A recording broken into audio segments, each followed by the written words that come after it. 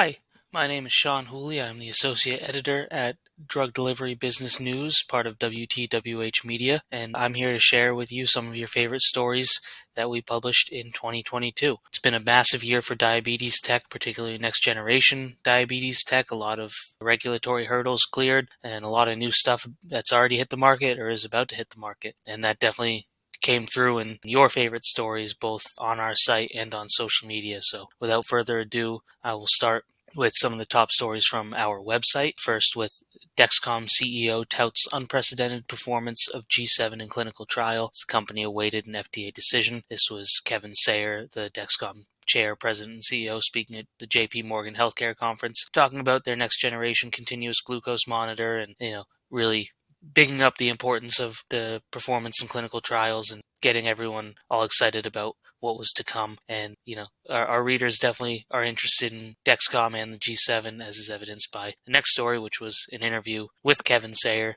He talked about the G7, obviously, as well as more activity than the company had ever seen in 2022. He was expecting a lot to come from their partnership for real-time APIs. They have a partnership with Garmin on those. Their partnerships with automated insulin delivery technology developers and all kinds of different things. Their Dexcom One offering, which is inside the US CGM all-in-one platform. So they were very excited for the year to come. And for those that might not know, they did just earlier this month receive FDA clearance for G7. They plan to launch it in 2023. So there's a lot of excitement over that technology still. The next big story, another next generation CGM, the Senseonics Eversense E3 180-day wear CGM. Company said right at the start of the year that they expected to get the regulatory nod from the FDA in the coming weeks, and there was a lot of excitement and anticipation over what that might mean.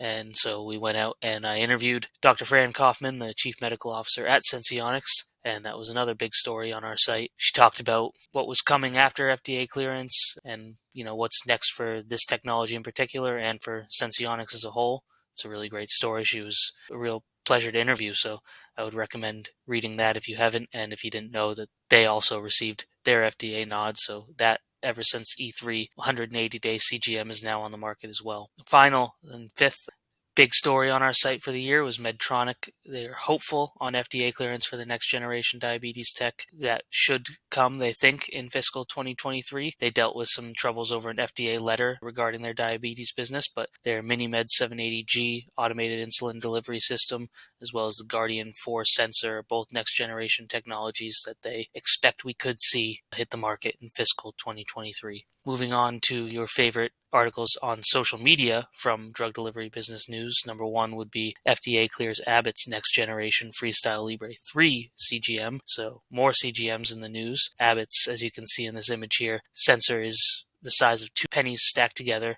Really small, but accurate and advanced technology. Abbott said the mean absolute relative difference, or MARD, of 7.9% in clinical trials makes Freestyle Libre 3 the most accurate 14-day CGM on the market. So it's a really popular platform, and as showed on social media.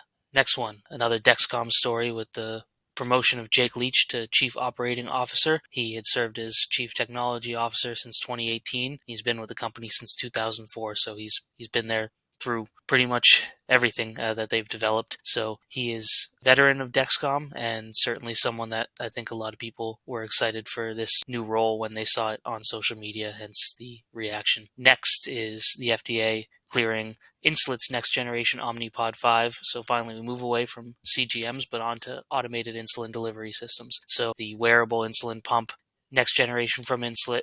They're really excited about it.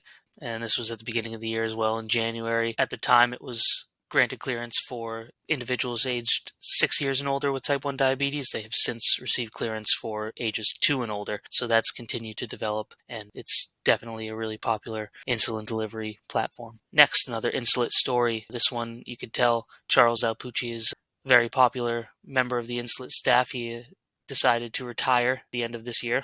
His retirement takes effect on December 31st. The company promoted Prem Singh, who's currently the VP and head of global supply chain operations, to the role of COO. And yeah, you could see the posts on LinkedIn, the outpouring of gratitude for a lot of people who dealt with Charles Alpucci in their career, or just they were really impressed with what he accomplished at Insulet. So it was definitely a popular story. And finally, Embecta stock soars on first full quarter results after BD spinoff. So Embecta is the Becton Dickinson diabetes business that it successfully spun off in April of this year. And the company obviously raised some eyebrows with its early performances, and that went through to social media. People were impressed. So they're going to be an interesting company to follow and see how they perform. They've obviously got a lot of experience being in the diabetes business as part of BD, but their performance as a standalone company remains a question. We'll see how that plays out.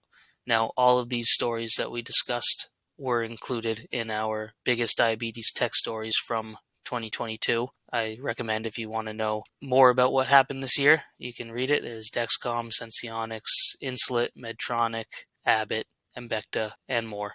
I really recommend you check this out and see if you missed anything this year, and check out all the big stories. Really appreciate you reading our stories all year, giving us something to talk about on these biggest stories of the year, and appreciate you listening to this. I implore you to like, follow, and subscribe to Drug Delivery Business News on LinkedIn, Twitter, and Facebook, and I wish you all a happy and healthy new year.